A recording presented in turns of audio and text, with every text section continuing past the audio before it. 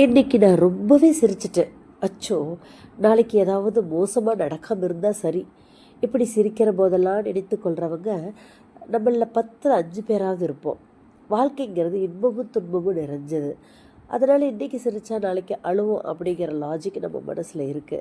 இதுக்கு கட்டுப்பட்டே சந்தோஷத்தை கூட முழுசா அனுபவிக்க தயங்குறவங்களா தான் இங்க நம்ம அதிகம் பேர் இருக்கோம். ஆனா துன்பம் வருகிற போது அந்த லாஜிக் எல்லாம் நம்ம பார்க்கறது இல்லையே.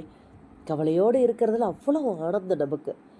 ஒருவர் வாழ்க்கையில் இன்பமும் துன்பமும் மாறி மாறித்தான் வரும் என்பது உலக நியதி. அதை நம்ம நினச்சா துன்பம் வரும்போது நம்ம ஏன் கவலைப்பட போகிறோம்? நோ ப்ராப்ளம், நாளைக்கு நம்ம நிச்சயம் சந்தோஷமாக இருப்போம் அப்படின்னு நம்பலாமே. வாழ்க்கை ரொம்ப கஷ்டமானதுன்னு சொல்லியே வளர்க்கப்பட்டதால் ஆனந்தம் அடையிறதுல அத்தனை வருத்தம் நமக்கு. இப்போ கொஞ்சமாக சிரித்தா நாளைக்கு வரப்போகிற துயரம் கொஞ்சமாக இருக்கும். அடடா, இந்த மூளையை வச்சுக்கிட்டு நம்ம படுற பாடு இருக்கேன். நம்ம அக்கறை சிரிக்கக்கூடாதுங்கிறதுல இல்லைங்க, உண்மையில் பார்த்தா அழக்கூடாதுங்கிற அச்சத்தின் மீது தான் இருக்கு. அலற குழந்தை யாராவது போக்கு காட்டுனா பாசமாக வாரிக்கிட்ட சிரிக்குது, பிறகு பசிச்சா அழுகுது. அதை பொறுத்த வரைக்கும் அதுக்கு சிரிப்பு அழுகை எல்லாமே ஒன்று தான். சிரிப்பை பற்றிய ஆசையும் அதற்கு இல்லை, அழுகையை பற்றிய அச்சமும் அதுக்கு கிடையாது. உங்களுக்கு தெரியாததில்ல, சந்தோஷத்தோட உச்சம் அழுகையில் தான் போய் முடியும்.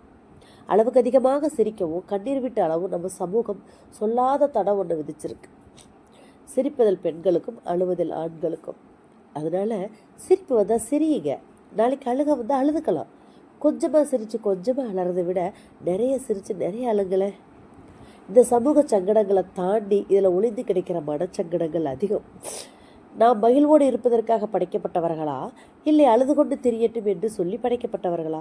இயற்கையோ இறைவனாங்க, நம்ம படைத்தது யாராக வேண்டுமானாலும் இருக்கட்டும், நிச்சயமாக அழுது அழுது புலம்புவதற்காக மட்டும் நம்ம படைக்கப்பட்டிருக்க மாட்டோம்.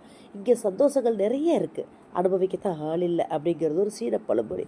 வருத்தம் தருகிற விஷயமா தேடி தேடி போய் கவலைப்படுத்துற நமக்கு கண்களுக்கு முன்னால் இருக்கும் சந்தோஷங்களை கூட கண்டுகொள்ள தெரியலையே. ஏன்?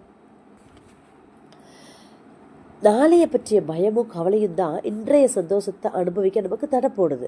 நாளைக்கு அதற்கடுத்த நாள் குறித்த பயம் உங்கள் மனசில் உட்காந்துக்குது. நாளைக்கெல்லாம் நன்னாவே நடக்கட்டும், சரி இன்னைக்கு என்பது நேற்றைய நாளே தானே. அதை ஏன் இப்படி கணத்தில் வைக்க வச்சுட்டு உட்காந்துருக்கோம்? நாளை உலகம் இல்லை என்றால் நீங்கள் என்ன செய்வீர்கள்?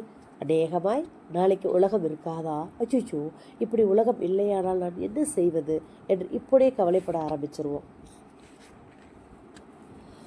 தோற்காமல் இருப்பதுக்கு பெயர் தான் வெற்றி அப்படிங்கிறது தான் நம்மளோட சித்தாங்கம். இங்கே தான் குழப்பமே. தோற்காமல் இருப்பது என்பது வெறும் பாதுகாப்பு உணர்வு. வெற்றி பெறுவது நம்மளுடைய ஆசை, இலக்கு.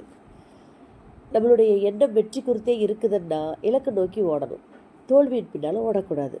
தோற்காமல் இருக்க வேண்டுமே அப்படிங்கிறதுக்காக கொஞ்சம் ஜெயிக்க பார்த்தா தோல்விதான் நமக்கு மிஞ்சம். இதோ உங்கள் இலக்கு, வெற்றியை மட்டும் மனதில் வைத்துக்கொண்டு ஓடுங்கள், அதிவேகமாக ஓடுங்கள். தோல்வி உங்களை துரத்தட்டும், பரவாயில்லை. ஆனால் தோல்வியை துரைத்து கொண்டு நீங்கள் ஓடாதீர்கள். நன்றி. பிரியங்களுடன் இனியா.